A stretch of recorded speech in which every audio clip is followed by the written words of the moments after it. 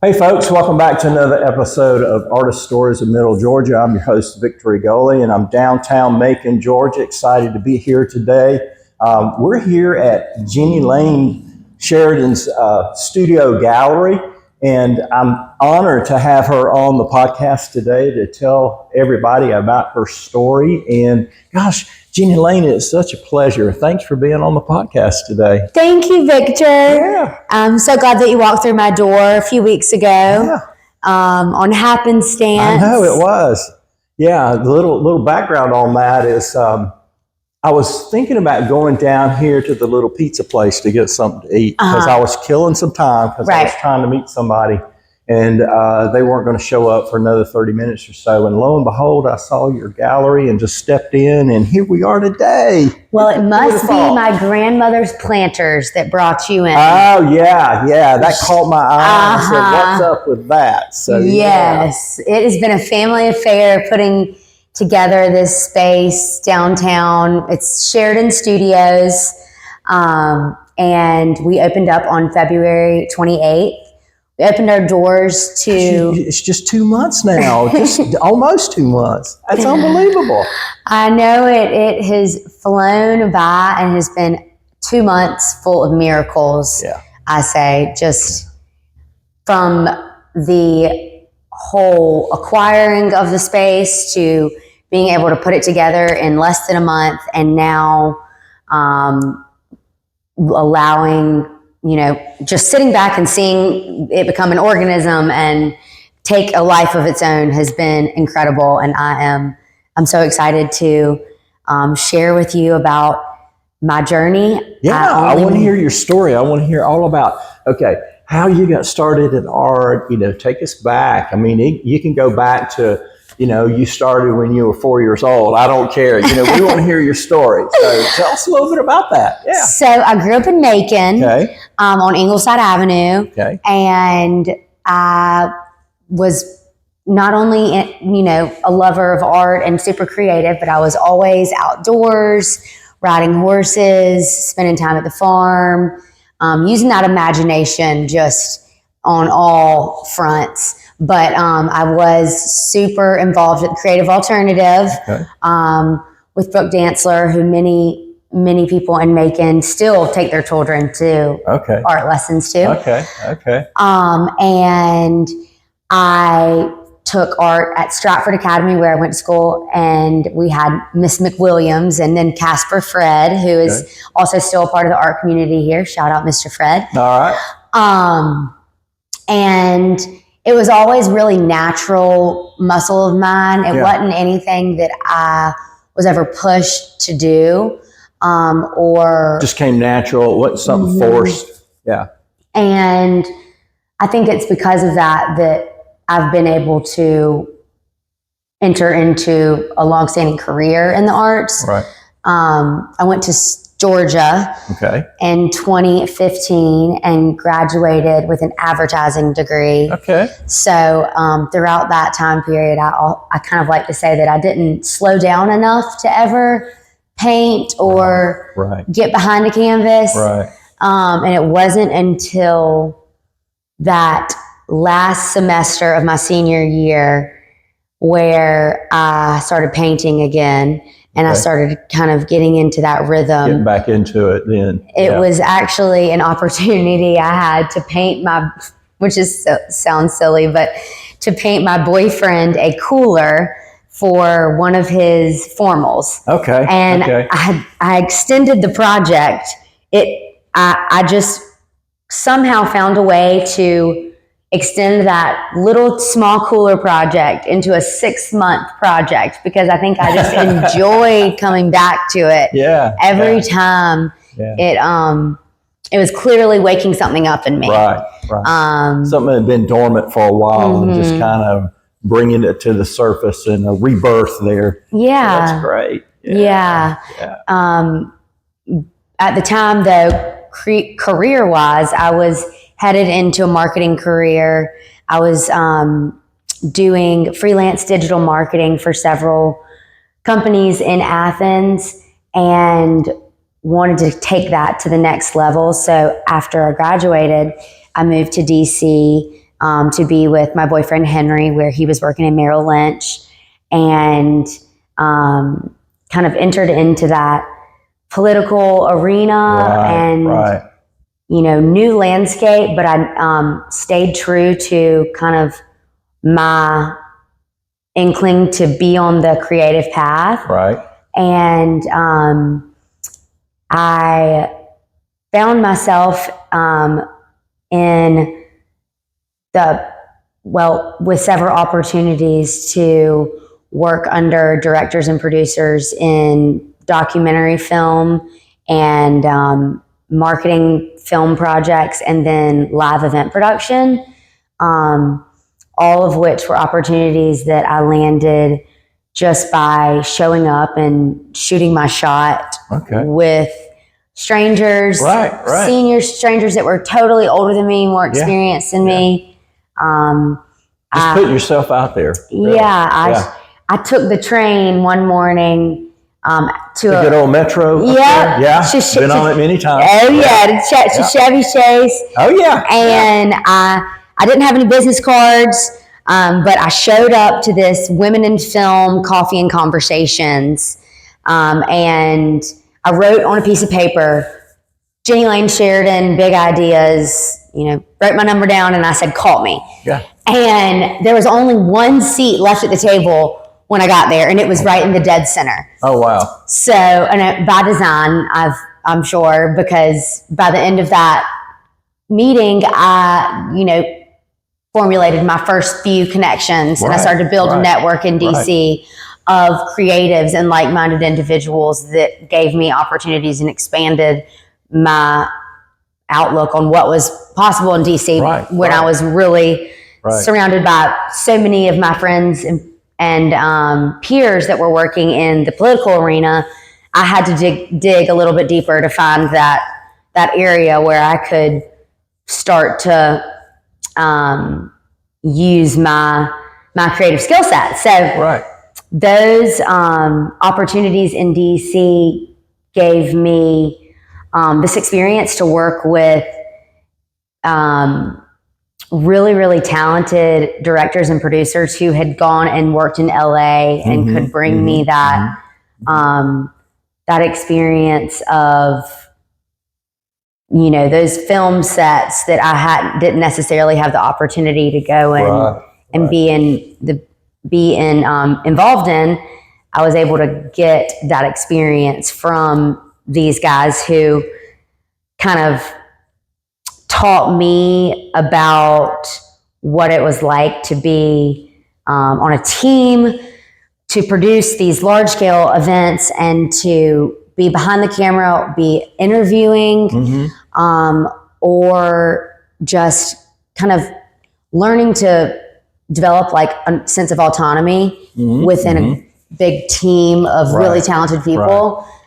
So the last event that I worked in DC was the APAC Policy Conference, which was a 15,000 person conference. Oh, wow. It was right at the start of 2020. So it was right when COVID starts up. February to March. Yeah. And we had been hearing rumors, we've got this COVID. We're not sure what it is. We don't know. Yeah. But we had 15,000 people coming in and a live event to put on for them. Wow. So, we just kind of tucked that in our back pocket and kept rolling. Yeah. By the time the event was over, I believe there had been 10 cases of COVID that came just from that event Just from itself. that event? Oh, wow. Yeah. So it felt like a really pivotal place to be in, because I was getting this experience to, work in an environment like I'd never before. Right. I was in this place of so much momentum. I was, getting my footing in a landscape of predominantly men, and getting kind of a seat at the table in film and production that I never thought I would be able to do. Right. So when COVID happened, it was quite the halt. But what I did was I took that momentum and I took it back to my little cornerstone house in DC, and I took it to the canvas. And that gave me kind of the solitude and the space to reflect on what I'd gained in that time in DC. It was about a year before everything happened. And it allowed me to keep that creativity and that momentum going. That's great, because, when COVID hit, I was still working full time and in March of 2020, they send everybody home and the office shuts down and everybody's working from home. But I really like that, because you kept that momentum going, even though things were shutting down, but you still carried that forward and didn't let that interfere or be a roadblock, which I really like, because that's awesome. Not many people are able to do that, Yeah. It was, I think that was my first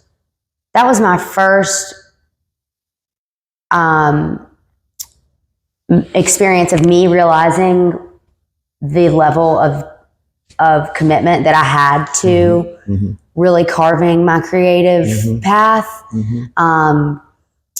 And so you think that was kind of the birth of it right there? Yes, definitely. Especially because in DC, everyone is when you're in DC and you're in your 20s, the conversations that you're having are all about your career path. You are networking constantly. You are looking out at where am I going next? How am I going to move up? Advance my career. Exactly. So that was at the forefront of my mind. And then you have these conversations surrounding us in 2020 of, well, how do we live and work from home? How do we build a life now that is going to give us, this sense of home and the sense of purpose that we all kind of realized that we needed during that time. Right. And so I was looking inward, but I was also able to, through social media, see people who had still keep a connection there, and see people who had creative careers like painters who were able to do that from home and continue their practice and successfully build businesses and have a work-life balance that seemed really attractive to me. But I also was looking back at my roots and of, my grandmother and great-grandmother who had continued to lead creative lives throughout, their time where there weren't opportunities necessarily for women. So it kind was of some pioneers in your life. Yeah, in a way.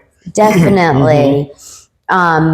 So I was painting in DC and I decided, well, I want to go ahead and put a name and a logo on my personal brand that I'm developing. I had so much confidence from my experience in production that I didn't want to hesitate on it. So I moved back to Macon in November, and I went to Elizabeth Shore here, who has a wonderful marketing and branding company. And her dad and my dad and our grandfathers actually started a real estate business together, right. Sheridan Associates, that still, they still have here in Macon. Right. So I was like, okay, this is awesome. I will work with her. It'll be like a full circle moment, and we will put together, you know, this brand of mine that I called Ginny Lane Creative. Mm-hmm. So I worked with her, and it was amazing because she, you know, it's not only a full circle moment, but she was an expander for me in Macon. So she, you know, was able to show me and connect me with people that were doing the same thing that I was doing, right. People that had gone out on their own here. And I got to see what was going on in Macon in a new way, as opposed to, you know, the Macon that I'd left in high school. Right. And I loved it. Changed and everything, and just tapping into the right group of people and networking with the right group of people can really make a lot of things happen in your life. So that's really neat. Yeah. So we built Ginny Lane Creative that November through January, turned into 2021. But I knew, even though I was loving Macon and I was, you know, learning so much, and I was inspired, and I was at home, and I was looking back at my roots, and I was really starting to gain a new perspective on what I could contribute. Right. Here, I couldn't help but refer back to the summer that I had worked in Charleston. Okay. And I worked on the corner of King and Queen Street at this little shop called Naughty. Okay. Which stood for nautical. Okay. It was about a 500 square foot retail space. We sold gifts, home goods, but we also sold fine art. And so that was where I'd seen firsthand what I'd kind of pinpointed what a career would look like as an artist. And I was able to tell these stories of these artists in Charleston and sell their work. So I kept referring back to that, and I was like, not only it was attractive to me to be by the water, mm-hmm. but looking at the creative landscape in Charleston and all that it had to offer, I felt like if I were going to do it, now was the time. So 2021, I started looking for houses and a job that would help me get my feet on the ground in Charleston while I built Ginny Lane Creative. Right. And I asked my boyfriend, you know, I said, we had met at the beach originally right at the beginning of college. And I said, you know, I'm ready to get back to the water. Do you want to come with me? And he said, absolutely. So we moved to Charleston in March of 2021. Okay. And I landed a job with an insurance company. Oh, wow. So I sold employee benefits. Yeah, there you go. And it was the perfect thing for me at the time because it was one of those really intense sales experiences that you just you continue to get value from, honestly, year after year. Right. Because we were also working from home. I was cold calling every day, 50 cold calls a day. I was totally out over my head in insurance. I didn't know what, you know, oh, wow. I was learning. I was in a new landscape, a new city, but it was forcing me to build a book of business there that gave me the confidence to, when I finally closed my book of business in insurance, to go and use those skills within the arts. Right. So I went into that job knowing and telling, you know, my managers and the people that I worked with that this was just a stepping stone for me. I wanted to go into the arts. That's why I moved to Charleston. Right. And, you know, I enjoyed and gained so much valuable experience on the sales side of things through insurance, but ultimately closed my book of business towards the end of that 2021. So by 2022, I had been in Charleston for about a year. I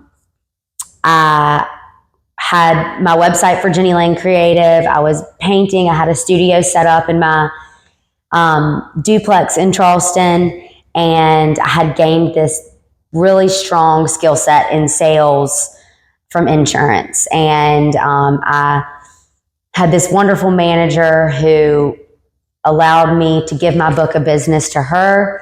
And right at that beginning of 22, I set out to start diving into the art community in Charleston in a way, in 10 toes in, where I didn't have necessarily a backup plan.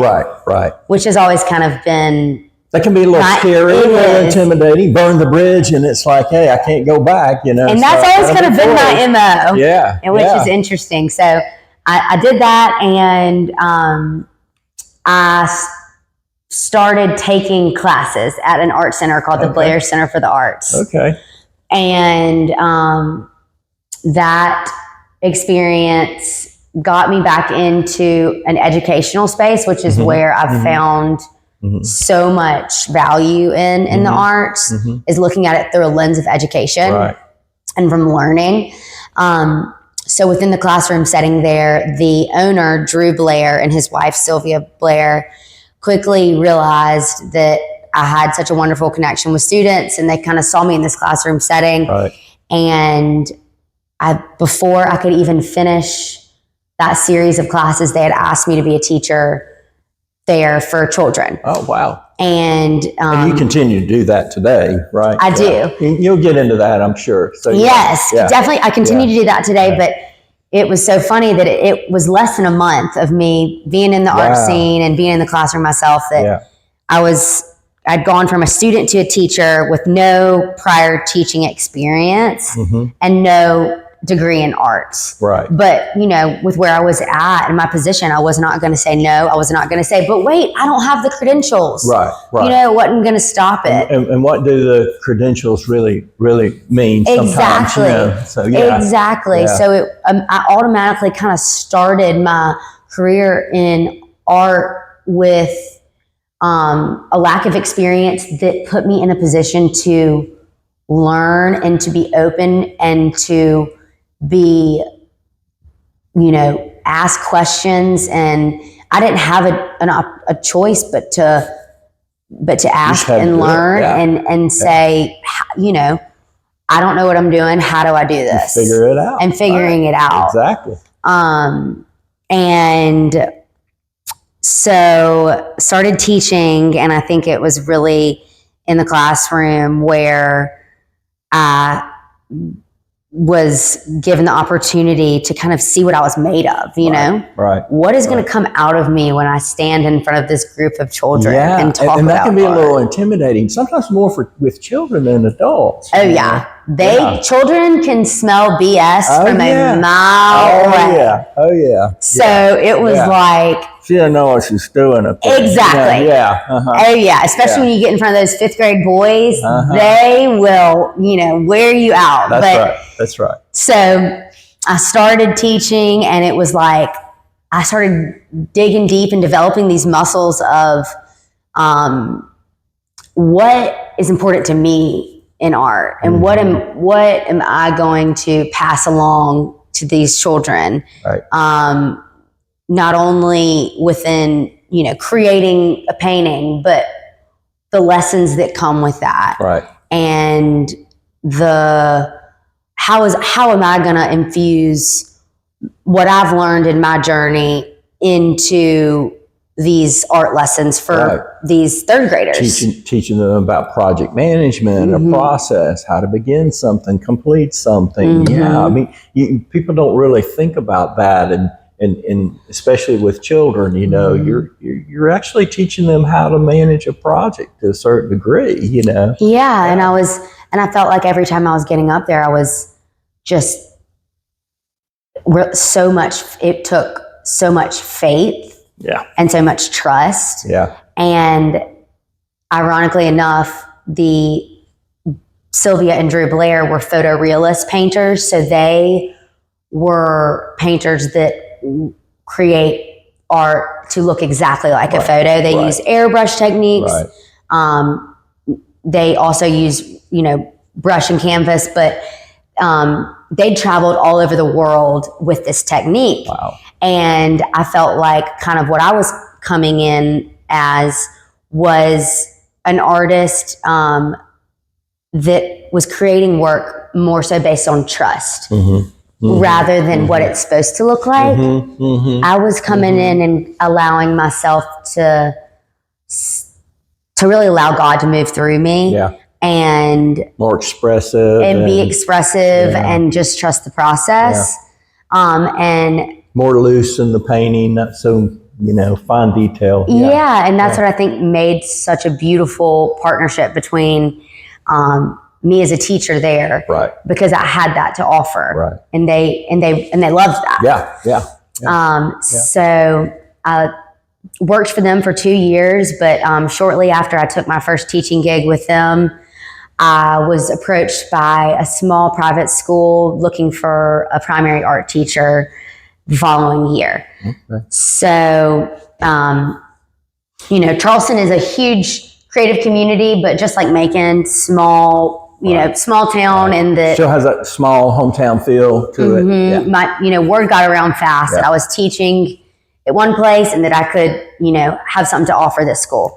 So, you know, I just continued to explore those teaching opportunities as they were presented to me, and met the founder of the school, who was super purpose driven. He was all about exposing these children to the world around them. And, you know, the world as our classroom was the basis for their entire philosophy for the school. So I thought it was a really cool opportunity to get to bring in my experience from the greater Charleston artistic community, because, you know, I was able to speak to the galleries there, to the events going on in town, to the artists in town that I was getting to know. And I was able to bring that second level of connection to art inside the classroom to these kids. And it was awesome for me because, you know, it gave me a reason to do that besides just my own, you know, career and exploration. It was like, no, I'm doing this for these kids. And when you put kids behind the why, you know, you go to lengths that you didn't know you would go to. So,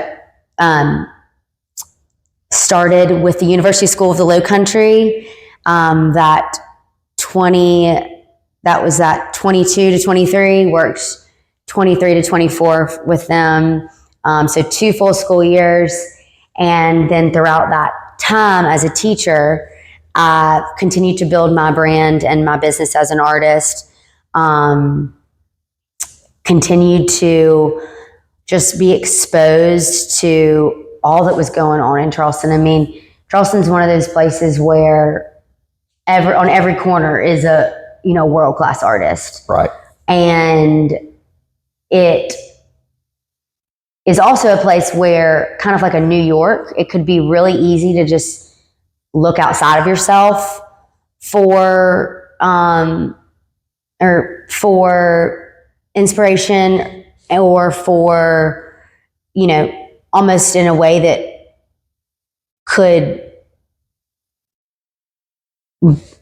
have slowed me down. But the teaching experience alongside my developing my career as an artist was what was grounding me to look within and to really start to understand like what my values were, and what my values were as a person, and what my values were as an artist. As an artist too.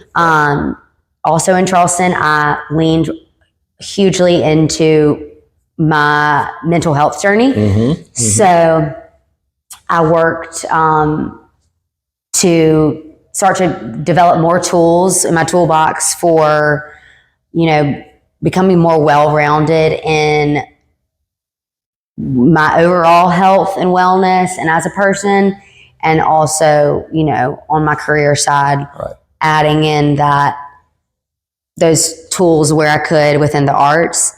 And that was the perfect path for me to go on. Because it strengthened me. When you're an artist, you're on your own. You're on your own. You're it. And so there were, it gave me such a sense of clarity about who I wanted to become personally and professionally, that guided my decisions throughout the following years as I was navigating the creative scene there. And as I, gave myself the freedom to be creative in my own studio, and then also kind of discern where, I had my whole life to become the best painter in the world. I didn't have to become the best artist in the world in Charleston. I could learn so much about the business there. And I could learn so much just by being around those people. It's such a creative incubator that there was a certain level of pressure that comes with that. But I really was able to channel that pressure into going back to developing myself, not just as an artist, but as a person, and growing my family and my network, and being this, person that these children look to every day.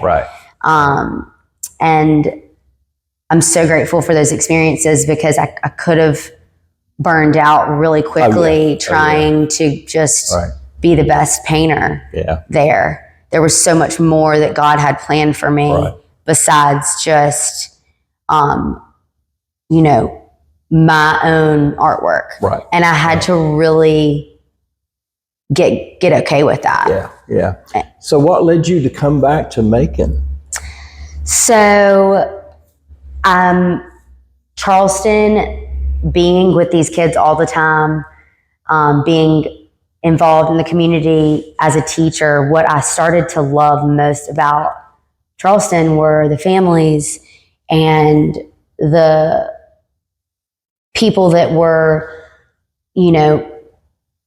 making things happen in the community, who had been in Charleston for so long. And I started to love that slower pace of life that we had on James Island after moving outside of the city.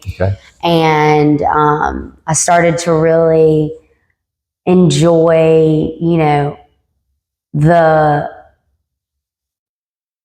idea of, raising a family in a few years and doing that. And over the summer, this past summer, I had the opportunity, while school was out and before I knew I was moving to Macon, to nanny for two boys that were about 6. They were 8 to about 13 months old. And that experience came out of left field, but was such a pivotal time for me, because it brought this nurturing side out of me, and it brought this perspective in I was able to take a step back from spinning my wheels in my career. What's next? Where can I get involved in? Where is the next show? I could take a step back from Ginny Lane Creative, and I could start to really get an idea of, that value of family that has always been so important to me, and that was continuing to become so important to me in Charleston. So helped raise these beautiful boys for about 3 months. And it was during that time that I visited Macon. That was about in July. Okay. And I was driving around and I was looking at, I remember I was on Poplar Street with my boyfriend, and I was like, oh my gosh, this place is about to pop off. Yeah. And I was seeing, my dad's real estate business. There's my last name is everywhere, whether it's Sheridan Construction or Sheridan Solomon Associates. Right. It's like I had all these reminders that were coming at me left and right of, okay, there's my family. Like, certainly it's so exciting to be involved in these families, and such an honor to be involved in these families' lives in Charleston. But it was a really not so subtle reminder of, I also have a history and a family here in Macon that is just waiting for me to jump back into. And a city that is it felt like you could breathe here compared to Charleston. It felt like there was so much to be done, so much opportunity to take advantage of. And, at that point, being on James Island, it felt like it was a kind of a no-brainer. We were just picking up our backyard and moving it. So it was, just like I moved to Charleston knowing, I've always been like very, yes, like I know when I know. And I just didn't waste any time. My boyfriend and I, that trip, we sat down and talked about it over the course of a few days. And I just said, I'm ready to come home. And I think that sense of home was a place that I was was deeper than just coming home. I was ready to kind of start to build a home for my art and to create a home for other people's art. In a way that I don't think I truly knew at that stage. But so I called up my mentor and the head of the school that I'd been teaching at, and I said, I got to go home. And he was like, do it. We're so happy for you. He couldn't have been more supportive, and I'm so grateful to have, over the course of my career, continued to have people, my senior in my life, who've continued to believe in me at every juncture and give me that affirmation of like, go, trust yourself, now's the time. So started to make plans to move back home, and it was a beautiful time of reflection from that point on, knowing that I was moving back to Macon, because I could really take some time to pause and appreciate all that Charleston was and all that it's the part that it's played in my journey and will continue to. And then from there, start to kind of plan this next chapter in Macon.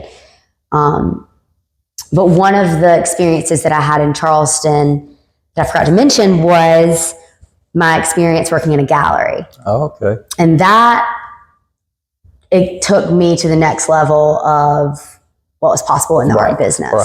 Because even though I was going to the gallery, the art walks, and I was putting myself out there, I wasn't in a gallery yet.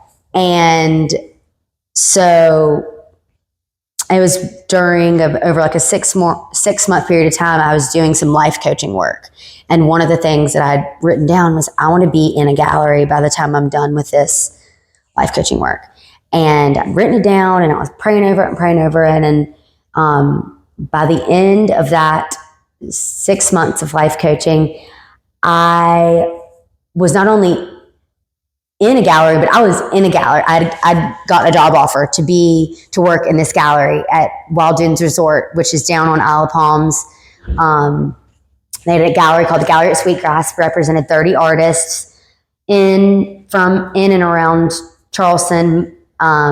Some that were, world-renowned artists, and some that were the local artists who I was, following all the time. Right. But again, it put me in the position of jumping into another level of my career that I had no idea what I was doing. Yeah. And I had to go and ask questions and kind of be in that position of I have no choice but to learn and no choice but to,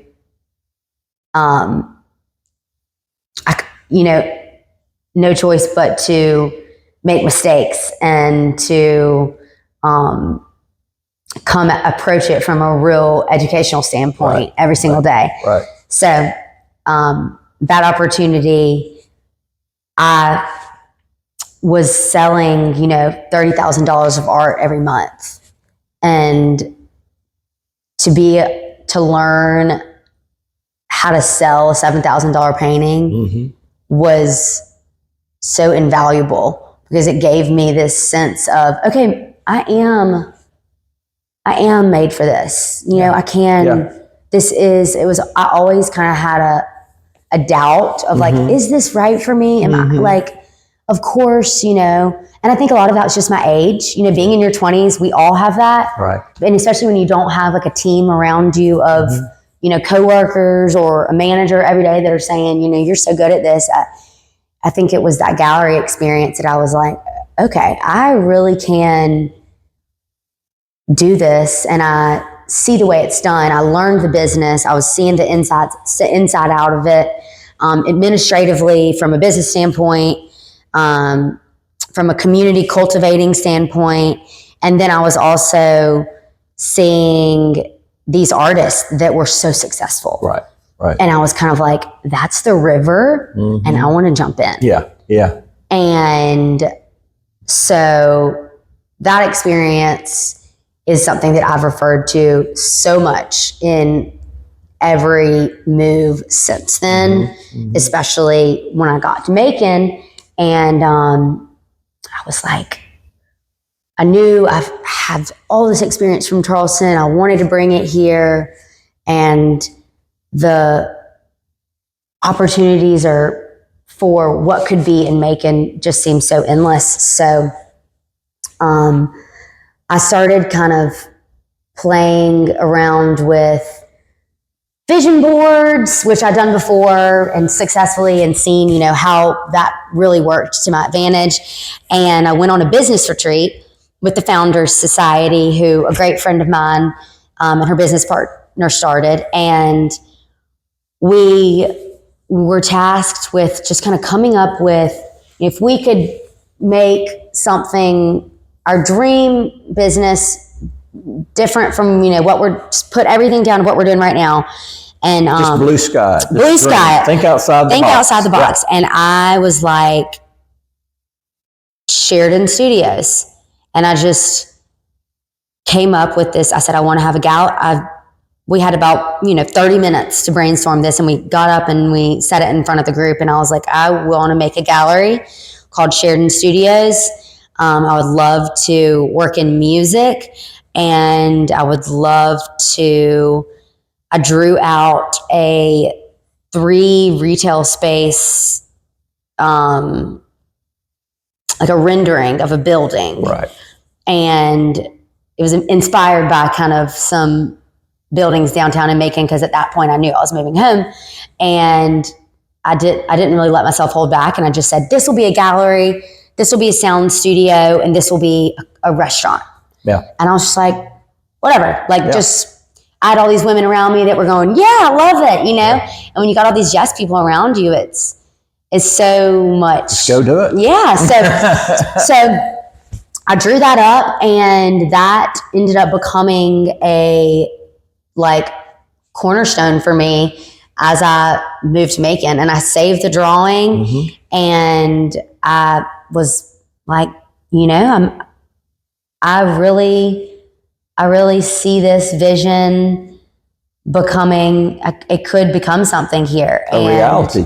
Yeah. Yeah. And I'm sure that kind of formed a blueprint for your business plan as to, okay, I'm starting with my gallery and then I'm going to move into maybe doing podcasting and other things that will come. Yeah. And I think, so I took that in my back pocket, moved home,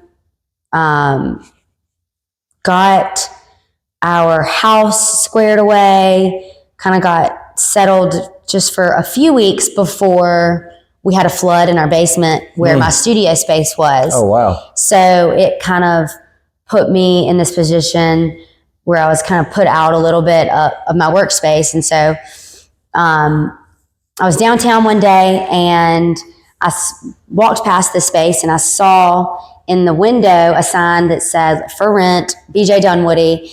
And BJ Dunwoody, who is a mentor of mine, was also really involved in the yoga community here, which I have been as well. Okay. So I texted her and I said, I'm not in the position to do this right now, but I'm just wondering kind of what this costs, how are a lot of people looking at this space right now?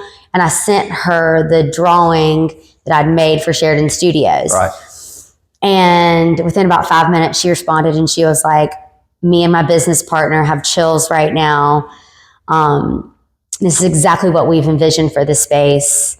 And we would love to let you just go ahead and start your dreams right now. You'd be our ideal tenant. We'd love to give this to you for free for 3 months just to get your feet on the ground. Awesome. And I'll never forget that because it felt like such a stretch of the imagination in Charleston. And it was automatically like these little God winks, like, okay, you're here for a reason. Yeah. You've moved here for a reason. And there is an opportunity for you to kind of start to see this vision through. Coming to fruition, here you are.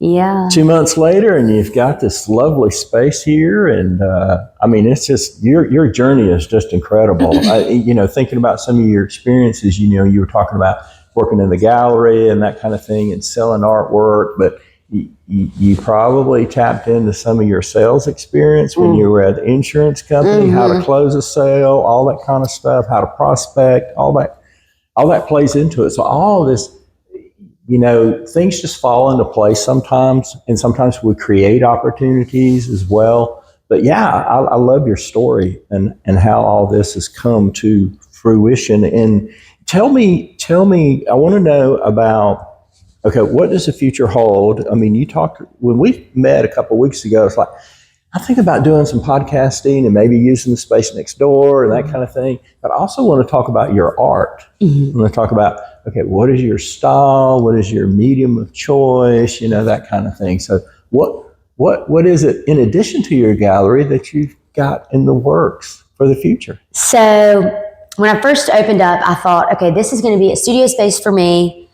And then I'll have a couple of artists I'll represent. I wasn't necessarily thinking I will have a roster of, I wasn't thinking at the scale that I am now. But as soon as I opened, I realized the need, I realized the opportunity that I had, and I realized what a fertile creative community this was. So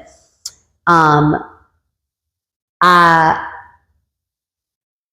have spent more time thinking and working on my business plans for Sheridan Studios lately than I have my own personal artwork. But that's not to say that I have not been marinating on a lot of different things that I want to do within my practice. So we have an artist in the community and who also I'm so grateful to represent here, Bryn Powell. She works in encaustic, which is a wax medium. It's a very messy, intensive process, but I love the texture. I love the history behind it. It's something that the ancient Egyptians used to embalm, and it's a practice that she developed over the course of 3 years because it is so extensive. Wow. So I'm looking forward to hopefully getting in the studio with her and learning that medium, because I'm looking to get a little bit more hands-on with my practice. I have enjoyed in the past working with modeling clay on canvas. And well, that's interesting. Yeah. And also have enjoyed during my initial months in Macon while I was making Ginny Lane Creative, I enjoyed diving, and diving is a loose term, snorkeling in the Mogi River and finding the beautiful freshwater clams. Oh, wow. And then preserving them and putting them on canvas. Oh, wow. So there are a lot of different areas that I want to take my art that involve the natural elements of the land around us. That is going to take me getting outside of the gallery for a few days, which I think is probably intentional inspiration, because I do need to continue to, as much work as I have to put into a business right at the very, first few months. I think that putting myself, intentionally in nature back to kind of that source will be a good thing. So that's where I see my art going. Is in these more elemental textured mediums, and exploring more ways to create collections that tell the story of where I'm at in my career and in my life out. That doesn't have to be perfect, because, the gallery is so beautiful and the walls are so white, but that doesn't mean everything's perfect. And so much of art to me is about being authentic, and it is about just allowing myself to listen to God when I'm being asked to create, and to trust that that's for a reason that I can't understand. So I think a lot of where I'm looking to deepen my practice as an artist is creating more from a place of just pure needing to get it out and not caring about the outcome, rather than coming into it and going, oh, this is what I want on my gallery walls. So it's a little bit of a multi-layered creative process, because that type of creation is going to take me getting into a totally different mindset than I have when I'm sitting behind the desk doing books and planning for 6 months down the road for events and for how to expand and scale this business. So I'm still kind of figuring that out. And you will, and it's going to take time. And it's that, to a certain degree, it's that work-life balance. It's that gallery artistic creativity balance, because you still have to have that while you've got your business going on. And like you said, doing the books, part of the business side of things, and, promoting art and having events and things like that. You still have to make that time to be creative. And being open as often as you are, sometimes that's going to be a challenge, So in the future, you may find that where you don't need to be open as often, maybe there's a couple of days during the week you are closed and you're out doing the snorkeling, or you're hiking, or you're visiting some area in the Middle Georgia area, and taking it in and getting back to those roots and rejuvenating and getting those creative juices flowing, and then taking it back to the studio, or doing some plein air painting as well. So yeah. Yeah, and being by the ocean and by the beach for so long. I would love that. That's my ideal place to be. Yeah. I want to be there, in the future, but yeah. It was such a source of being able to clean my slate every day. Yeah. So I know that getting by the river as often as I can is going to be super informative. In nature. Yeah. Because you can commune with God in nature. Absolutely. You can have wonderful spiritual experiences just being in nature, Yeah. I think nature is God's cathedral, when you think about it. But yeah, there's a lot of creativity and just getting motivated and everything. So tell me, what medium do you use? Are you oil painter, acrylic, mixed media, that kind of thing? And I'm going to take some pictures of some of your artwork and the gallery here and everything, and then we'll put it in somehow, either at the beginning or the end, or I may just do a separate little clip and put it out there. I would love that. So I primarily am based in acrylics, but from that place, I am such a promoter of letting yourself explore. So I have loved mixed media. I've found great joy in mixed media art. I've found great joy in collage work and in bringing in elements like shells and 3D elements. I also can see myself getting into sculpture, especially with the encaustic, because that is another level of mixed media. Okay. But from the last 4 years, it's mainly been acrylic and mixed media and a little bit of gouache, which is like a watercolor. Yeah, I've tried that. Yeah, I've experimented with that. I love it. Yeah. I was fortunate to do several workshops in Charleston, and one of those was a gouache workshop that was just it actually has opened up opportunities for me in the live wedding painting scene, because I've been able to do guest portraits and just there's different offerings that you can have with watercolor. Right. So, but acrylic mainly and mixed media, although I know that for the lifetime that I'm looking at and as an artist, I will learn to appreciate oil painting from a personal standpoint more as a gallerist and as a art enthusiast. I love oil painting, but as an artist, you find it very challenging. Well, I'm messy and I get some things, and then I'm ready to turn it to get it out the door, and it's got to dry. So I think as my patience evolves, I'll be able to. You'll get there. I'll get there. You'll get there. I'll get there. That's awesome. That's awesome. And then on the business side of things for Sheridan Studios, I'm really excited about just this opportunity to cultivate a community here. And it's been wonderful listening and learning from everyone that's walked through the door about where the gaps are now, where I can fill those gaps, what people, how many people are interested in representation. That has blown me away.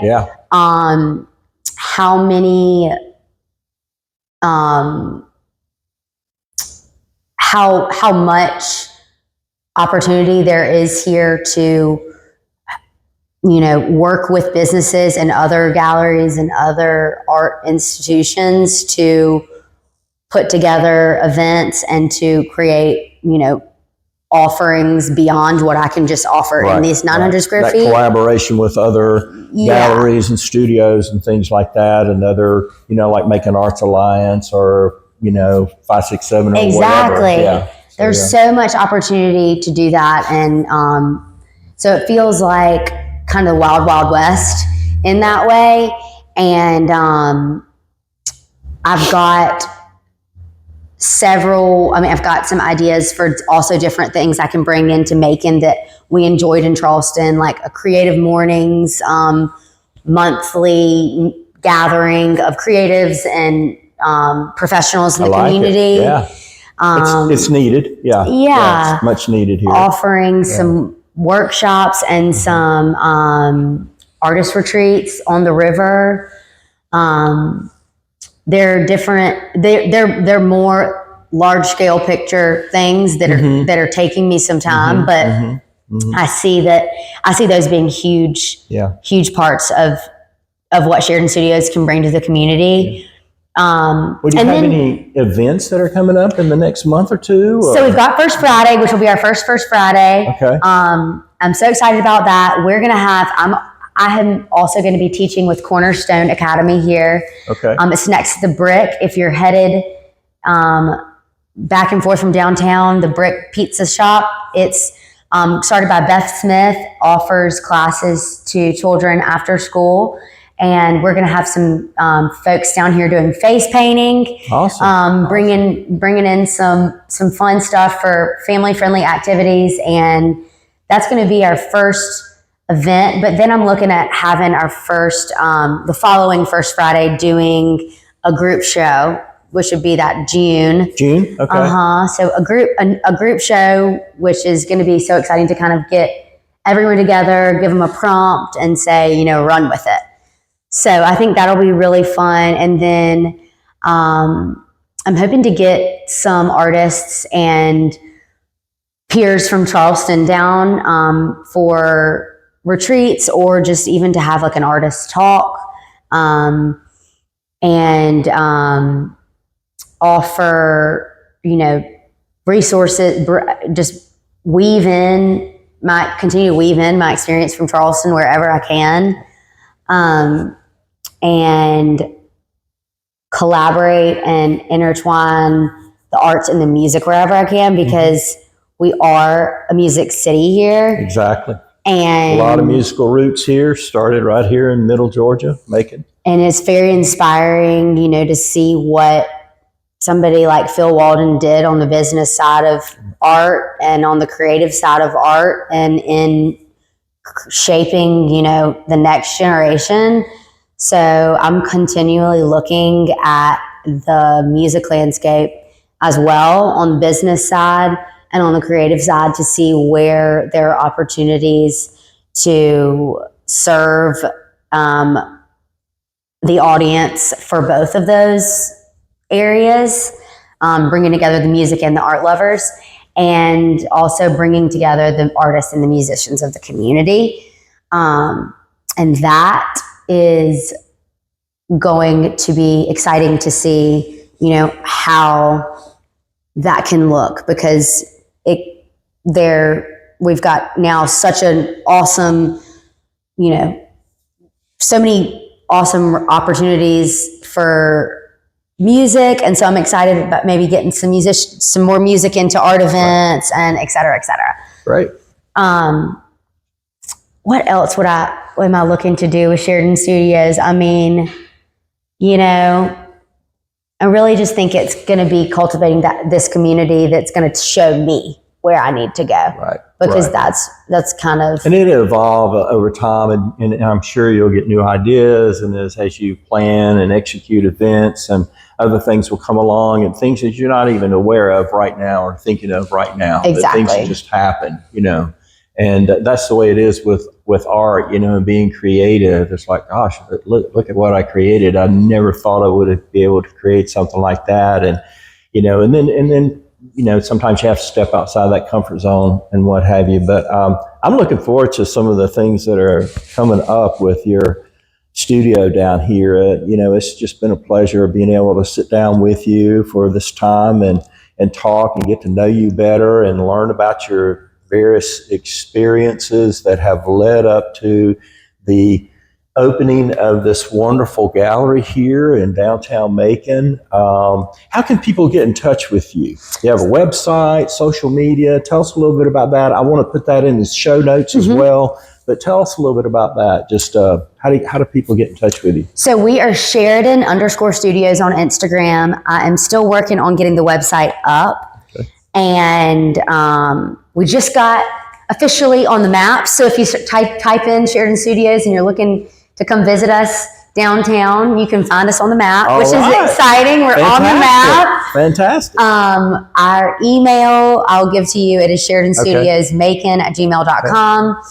And we are going to get our website and resources plugged in with the 567 and all of the Arts Alliance and all of the resources here that are the hub for the arts community. So we're also open. I'm here pretty much every day. Monday is my by appointment only day, so you can always just walk right through the door. And folks, you got to come down. You've got to come see this fabulous gallery. It's exciting. Come support Ginny Lane Sheridan and her gallery down here in downtown Macon. You won't be disappointed. So, it's just been such a pleasure. Thank you so much for taking some time out of your busy schedule and everything. I wish you the best. Yes. And we won't be strangers. We'll be coming back and hopefully, be able to maybe participate in some event in the future. It would be awesome. But guys, thank you so much for tuning in today and watching this episode of Artist Stories of Middle Georgia. Please like and subscribe to the channel, and we'll check you guys in the next podcast. Take care, everybody. Thank you.